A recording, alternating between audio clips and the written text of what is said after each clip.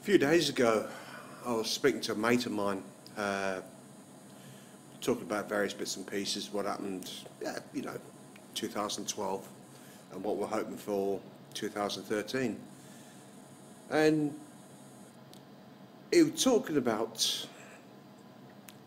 this is sounds silly, coming from me, online dating and, meeting people online. Yeah, okay.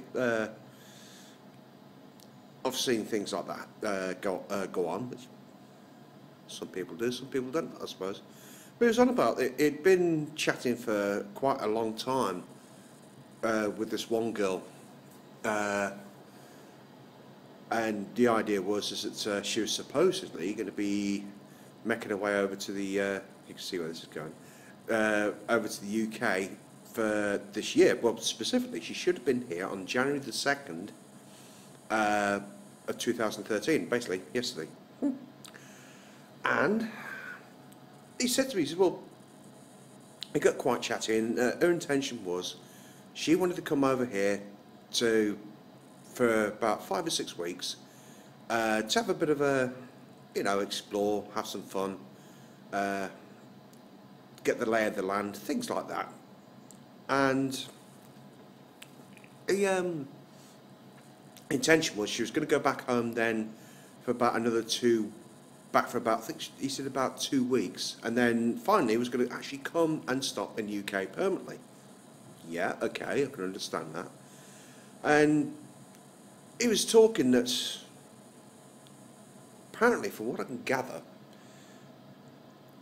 I'm not going to mention any names, who it is, either party, because it's not fair, but the basis of the story I can get away with. Apparently, she'd got part of the airfare that she needed, here it comes, and asked if he could supply, shouldn't laugh, supply the extra to make up the airfare, which apparently he did. Did it in all good faith that, yes, that would be what she needed. It covered everything that was required, and then she would come over. Here's the fun bit. Apparently, from what I can gather, and I've actually seen some of the emails, and interesting reading. Nothing smutty, of course. Apparently, a couple of days before she was due to leave, and here's where the fun comes, I should say.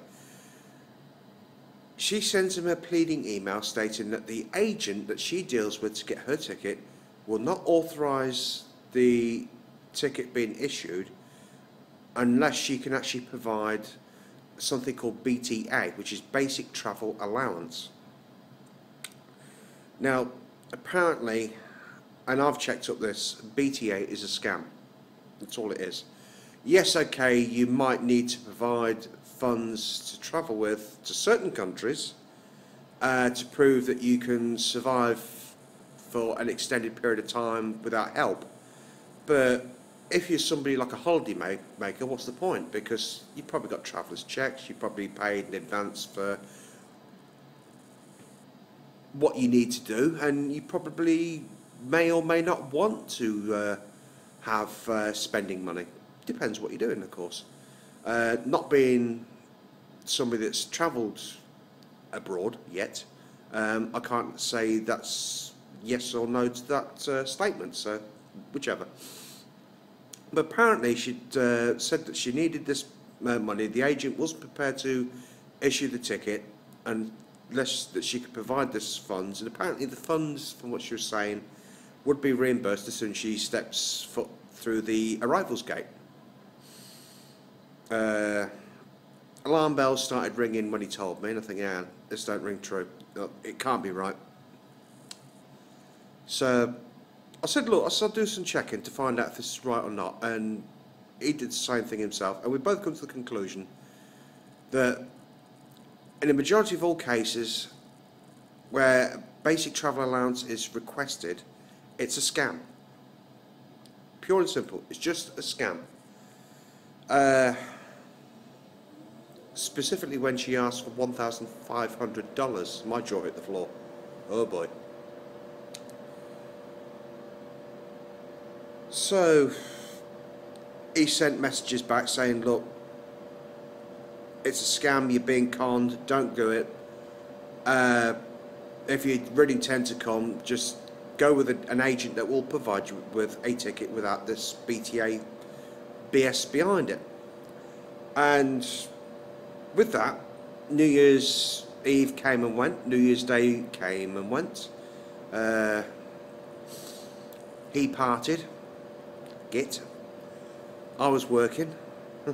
So I found out yesterday that he'd had an email off this person again stating that couldn't make it because the BTA money wasn't made available, which he told her that he'd got no intention of providing it anyway because he wasn't comfortable providing something like that, and he'd been told by various sources that you don't do it, just avoid.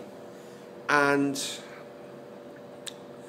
the reply email he got, is where it gets even weirder, was that her agent has said that he can extend it for a further week before he'd have to cancel. With which, that point, he's basically just lost patience, and I can see what the guy's coming from, that, yeah, it's a scam. It may have been some point in the past something like this actually did happen, but from what I've seen of research online, a lot of these BTA requirements that you're supposed to get is just pure and simply a way of scamming people like you and me and my little mate for money. He's hoping he can get the flight money back because obviously it hasn't, well, he says that it hasn't been spent yet, but well, we'll see. I would like to say he'll get it back, but I don't think he will. He sent out $700 to this individual for her to come, and it looks like it's not going to happen. I think he's resigned to the fact that he's been took for a fast one, and yeah, he's a bit pissed off with it. Excuse my French. I would be in his shoes. Well, actually, I'd be as mad as hell. But I'm just going to see what happens next, because it's amazing how many of these scams and scam artists there is out there. Oh, did I forget to tell you, the country that this person comes from, wait for it, Nigeria.